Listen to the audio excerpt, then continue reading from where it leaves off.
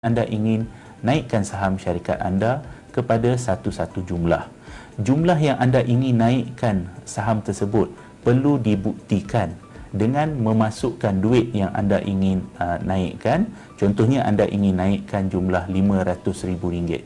Anda perlu terlebih dahulu masukkan jumlah RM500,000 itu ke dalam akaun syarikat anda. Ataupun jika anda ingin naikkan 1 juta, anda perlu memasukkan jumlah 1 juta ringgit itu ke dalam akaun syarikat anda dan sediakan bank-in slip ataupun bank statement dan serahkan kepada syarikat setiausaha anda. Syarikat setiausaha anda kemudiannya akan menyediakan borang di bawah Seksyen 78 berserta dengan resolusi pengarah untuk ditandatangani oleh kesemua pengarah syarikat. Kedua-dua borang tersebut mereka akan serah simpan ataupun serahkan kepada SSM dan kemudiannya mereka akan mengemaskini maklumat di Register of Member iaitu daftar ahli syarikat yang ada di SSM dalam tempoh-tempoh tertentu. Setelah semua proses selesai, mereka akan membekalkan kepada anda borang-borang tertentu yang anda boleh gunakan untuk apa jua jenis urusan dengan pihak ketiga. Maka dengan itu selesailah urusan menaikkan saham syarikat anda dan kini syarikat anda telah mempunyai jumlah saham yang baru. Suka saya nak ingatkan di sini, jika anda inginkan sijil saham dibekalkan kepada anda, maklumkan pada syarikat setiausaha anda. Kerana di bawah Akta Syarikat 2016, sijil saham tidak lagi wajib untuk nak diserahkan kepada pemegang saham, melainkan apabila diminta. Jadi jika anda inginkan sijil saham, anda boleh maklumkan kepada mereka bila-bila masa. Encik Syaiham Ibrahim, Setiausaha Syarikat Berlesen, MSIB, Corporate Consultancy, Sendirian Berhad. Infobiz. Bernama Radio, stesen berita bisnes anda.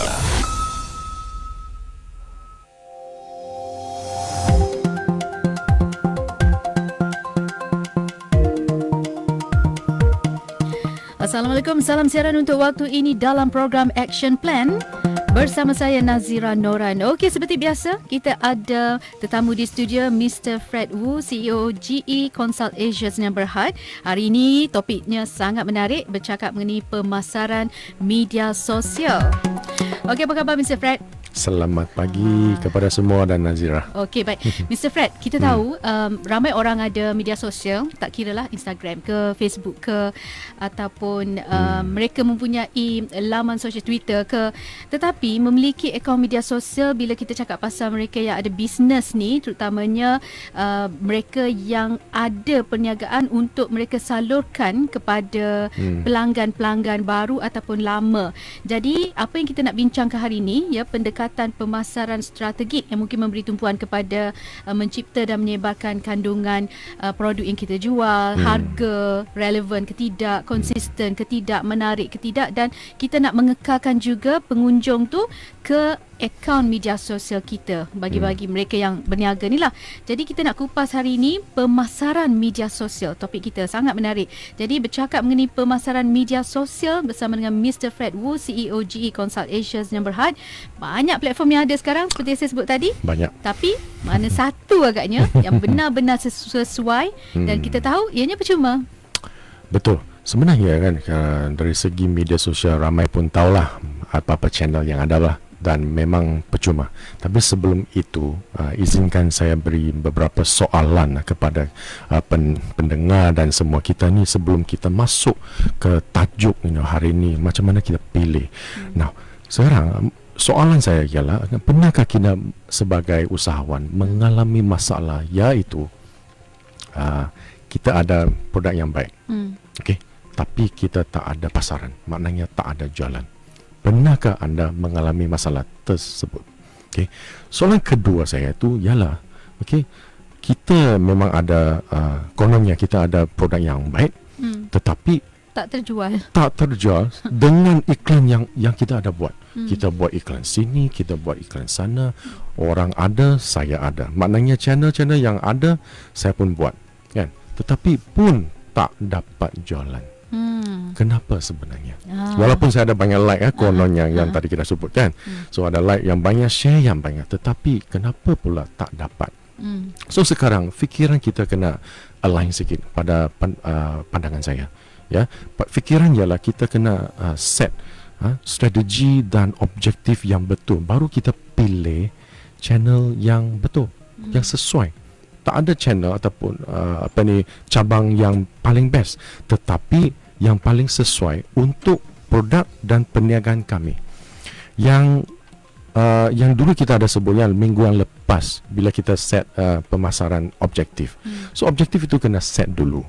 Lepas tu kita baru buat strategi peruntukan bajet yang betul. Baru kita pilih cawangan. Katakan cawangan iaitu katakan Facebook ke, Twitter ke, LinkedIn ke dan sebagainya. Tapi sebelum itu, kenapa pula kita tak dapat jualan? Itulah soalan yang sebenarnya. Saya bagi satu contoh.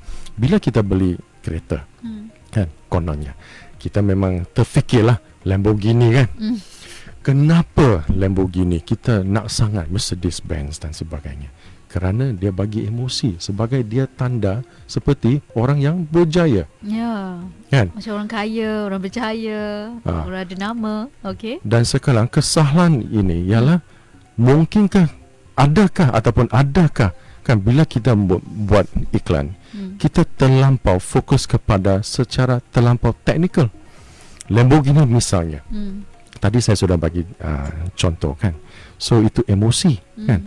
Adakah customer memang tertarik dengan 100 km per hour dalam 5-6 saat? Okey. Tidak, kan? Kan? Belum tentu. Sebab bila saya beli kereta ini, saya rasa bangga. Dan saya kena pandu dengan lambat. Kenapa saya nak pandu dengan cepat? Dalam Malaysia pula pun tak ada jalan raya yang boleh saya bawa, kan. Dan itulah sebab konten itu kena ditetapkan dulu. Baru kita sebut pilihan mana, media sosial yang mana yang boleh kita diiklankan. Itulah fikiran pada hari ini. Pendengar harap boleh tolong align sikit dulu sebelum kita pilih channel yang betul. Okey, jadi strategi pemasaran tu penting. Kena tengok juga apa yang kita nak fokus, siapa sasaran dia dan sebagainya. Dan baru kita boleh pilih, Facebook kah, Twitter kah, LinkedIn kah dan sebagainya. Itu berasaskan jenis produk-produk yang kita dipromosikan lah. Okey, baik. Kita bersama dengan Mr. Fred Wu, CEO GE Consult Asia yang Berhad, bercakap mengenai pemasaran media sosial untuk kita sama-sama fahami sebagai seorang peniaga ataupun orang bisnes ni. Platform media sosial memang percuma. Ramai orang cuba dapatkan likes dan share daripada media sosial masing-masing. Tapi belum tentu orang beli produk dia. Mungkin dia popular di situ disebabkan mungkin penyampaian iklan dia berkesan ataupun dia ada video ke di YouTube dan sebagainya. Betul. Tapi tak semestinya dia popular di media sosial, penjualan dia bagus atau meningkat. Apa pandangan Mr. Fred? Itulah yang tadi saya sebutkan. Terpulang kepada jenis maklumat-maklumat yang kita nak sampaikan. Okay? Dari dulu, dari permulaan kita kena pastikan maklumat-maklumat yang boleh disampaikan melalui channel-channel yang boleh kita sampaikan. Katakan, misalnya kononnya kita nak jual nasi lemak. Kalau nasi lemak, bolehkah maklumat-maklumat yang saya nak buat, boleh disampaikan melalui Twitter. Kalau maklumat saya panjang dan ada video-video dan sebagainya, itulah mungkin saya kena pilih ke Facebook. Dan apa lagi soal iaitu kalau produk saya akan dipromosikan kepada milenial. Pengguna milenial, maknanya dari lebih kurang umur 18 kepada 20-an 24 kononnya. So bolehkah saya mempromosikan produk saya ke Instagram? Jikalau kita punya strategi ialah kita akan buat lifestyle photograph, dan akan menghidangkan beberapa banyak jenis lauk-lauk yang menarik dengan warna dressing yang bagus. So fotografi iaitu satu taktik kita. Jadi maknanya saya kena ambil Instagram, bukan LinkedIn. Kalau sesiapa marketer yang tahu, LinkedIn cuma boleh muat naik satu gambar sahaja, tak boleh multiple. Itulah salah kan. Itulah yang saya nak tegaskan hari ini, ialah bila kita pilih mana satu cawangan kononnya. Kalau kita ambil semua, kita bubuh je semua. Mana peruntukan.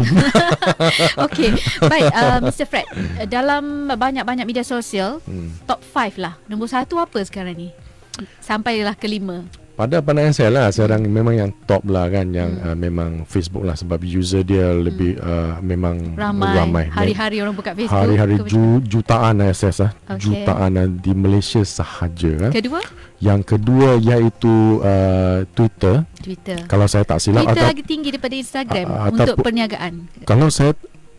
Kalau perniagaan, Instagram yang lebih tinggi. Lebih tinggi. Cuma Twitter ramai politician, commentator, professional yang pakai. Saya sendiri pun pakai Twitter sebenarnya. LinkedIn pun ada. Yang ketiga Instagram lah. Yang keempat LinkedIn. Kelima saya rasa Facebook Messenger is coming up lah.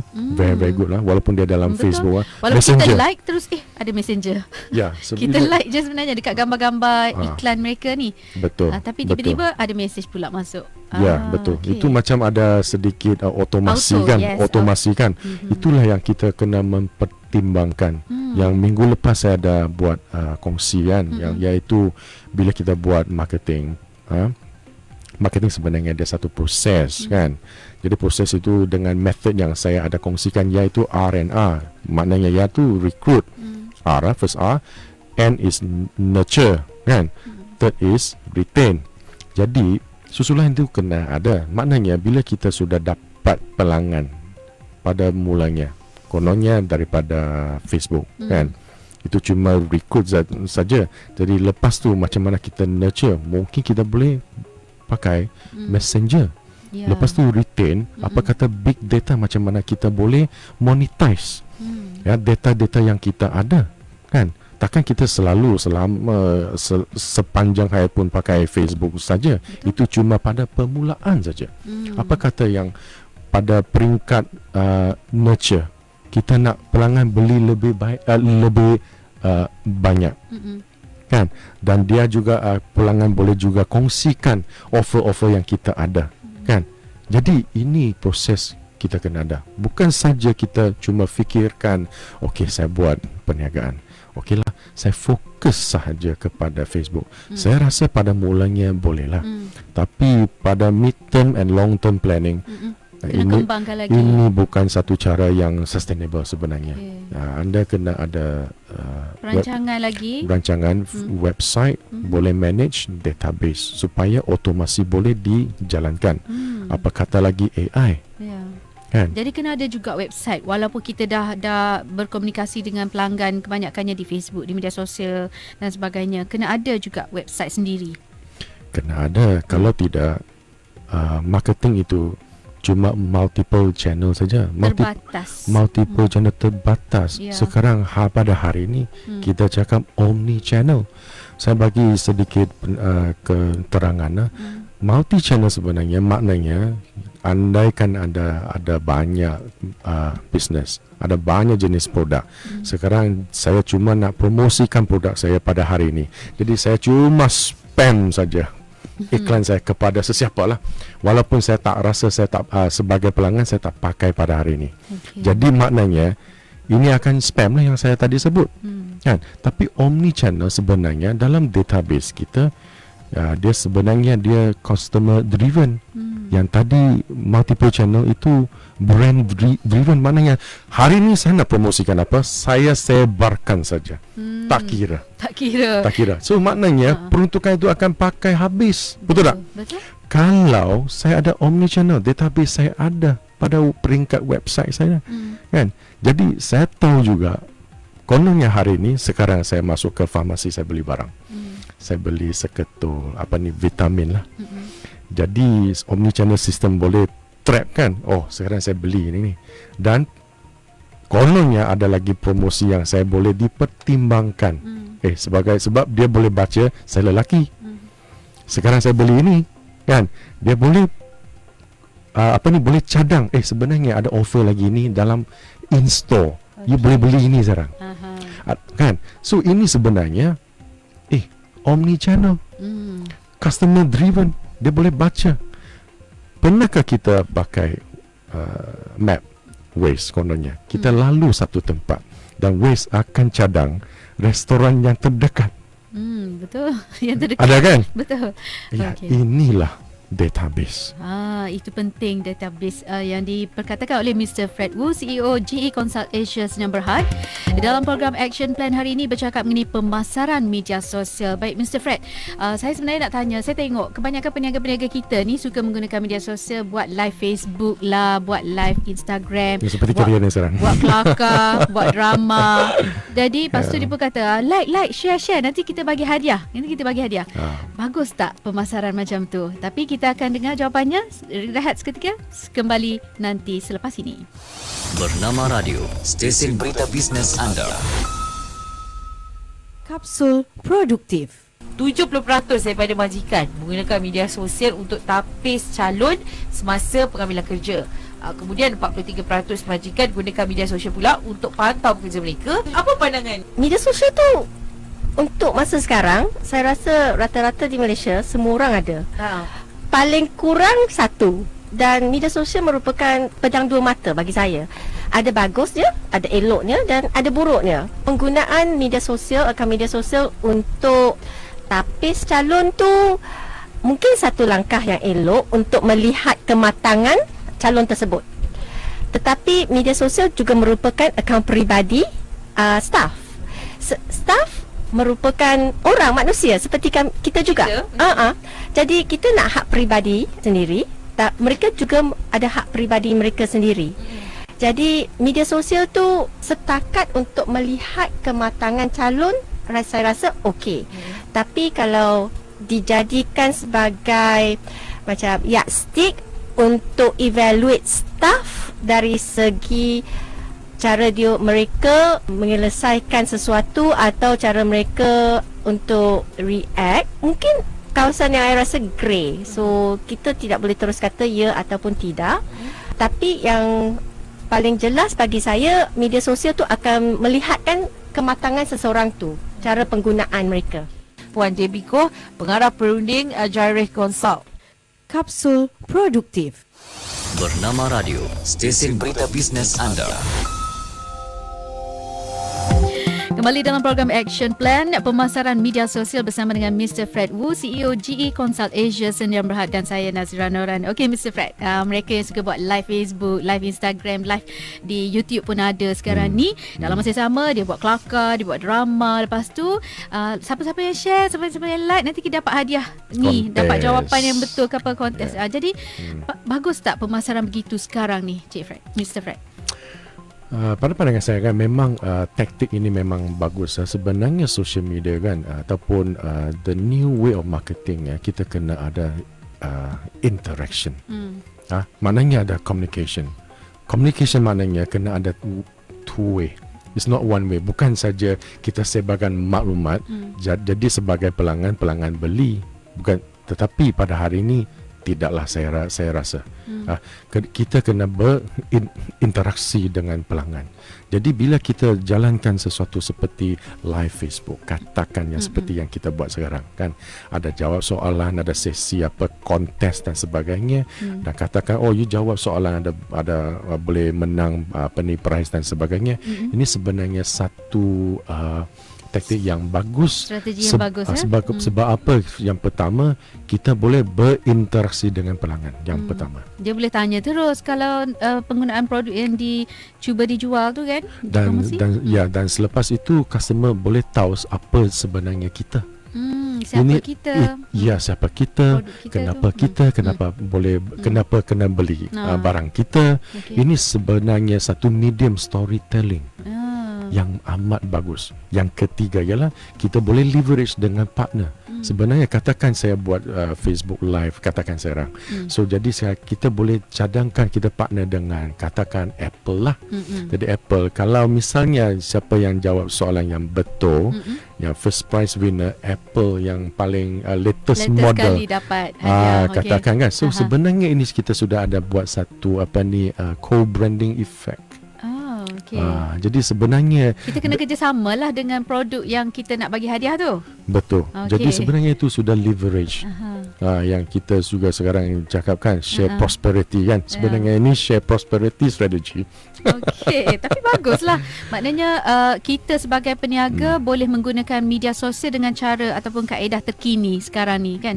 Orang lebih suka melihat produk melalui live misalnya. Sebab kalau sebelum ini kita tengok gambar, like, share, boost je sebenarnya. Kalau bayar boleh like kita mungkin yang ada 10 tiba-tiba jadi 300, ada yang sampai 1000, share pun lebih.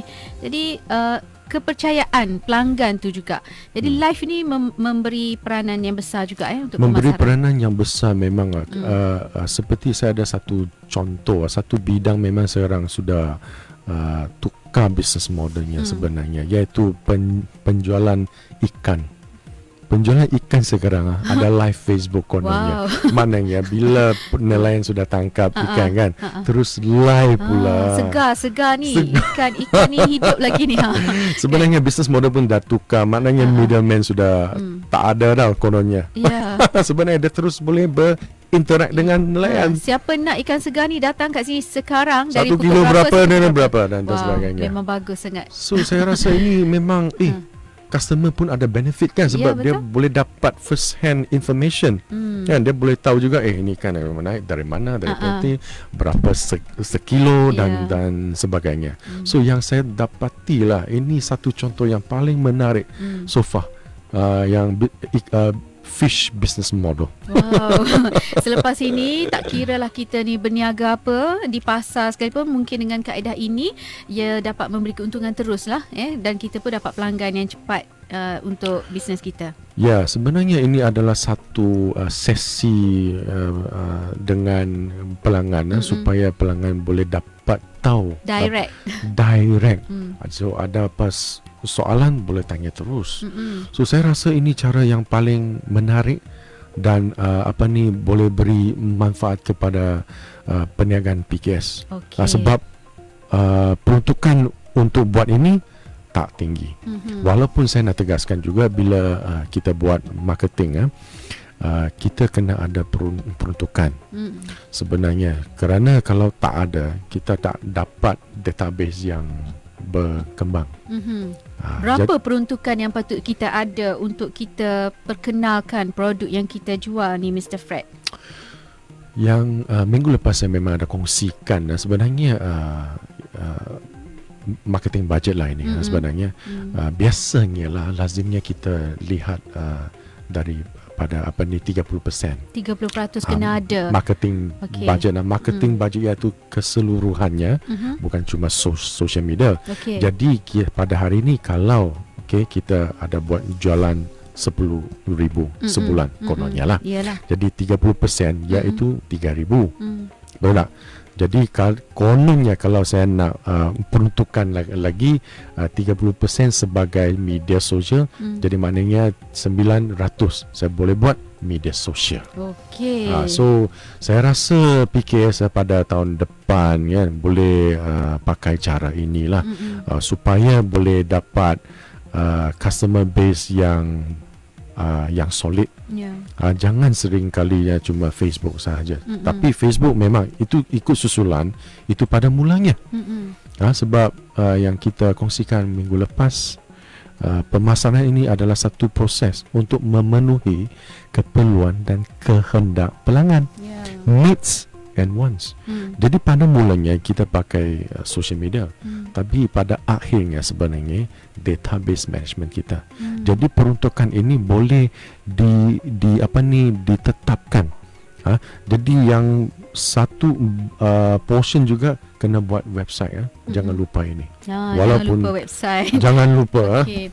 Baik, maknanya selain daripada media sosial, kita kena ada peruntukan untuk mungkin iklan pemasaran di TV, di radio ataupun penerbitan. Jadi jangan kedekut lah maksudnya Mr. Brad. Jangan kedekut sebab kita kena sering kali fikirkan juga ya Facebook adalah satu channel lah kan. Tapi pada peringkat yang kalau kita sampai tahap yang tersebut memang ada tahap setiap tahap kan.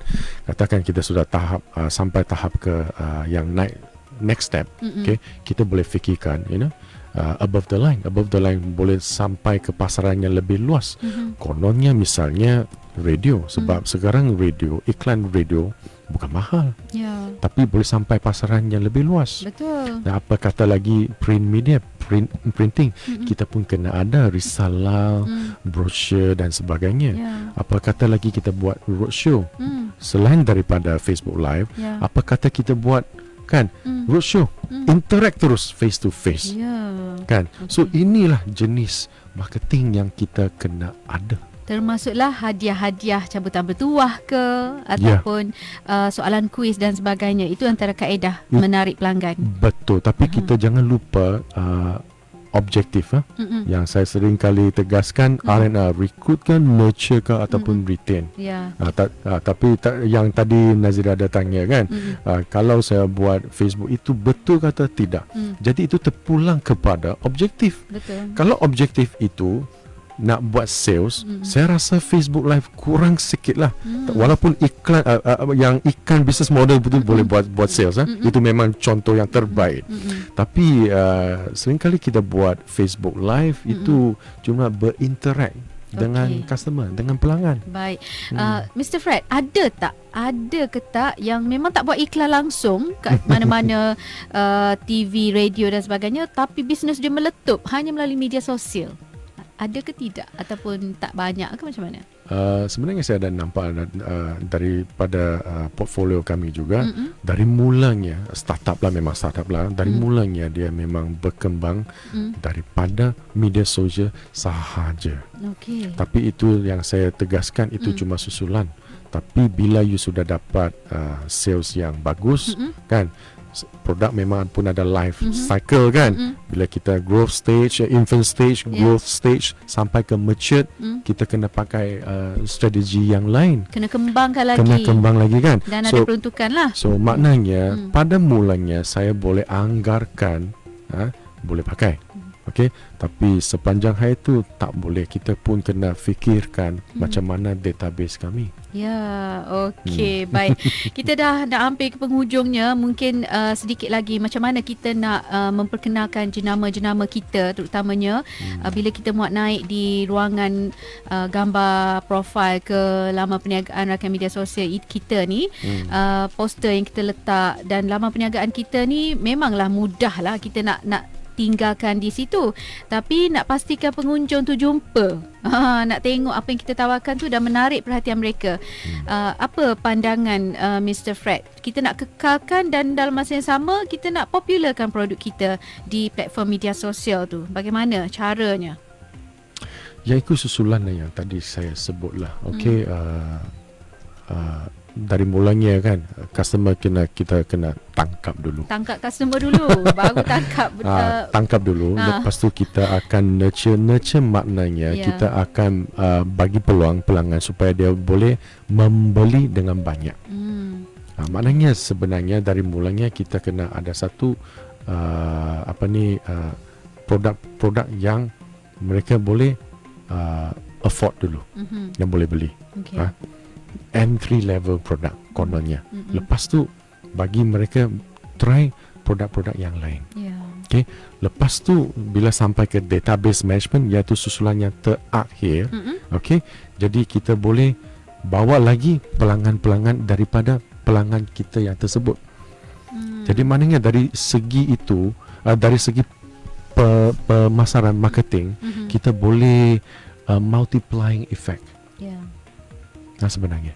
Okey. Akhir sekali Mr. Fred, secara ringkasnya, rangkaian-rangkaian media sosial yang ditawarkan memang ada perbezaan antara satu sama lain yang Mr. Fred sebut tadi.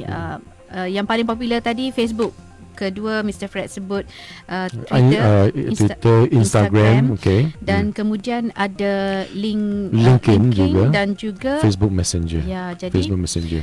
mungkin kita kena fokus salah satu daripada media sosial tu. Pada pandangan saya, peruntukan ini memang selalu pun tak cukup lah. Bajet selalu pun tak cukup. Okay. Saya rasa peruntukan kena fokus. Baik. Jangan cuma buatkan kan orang ada, saya ada. Jangan, saya rasa ini tak boleh pakai lah. Kita fokuskan kepada satu channel ataupun dua maksimum.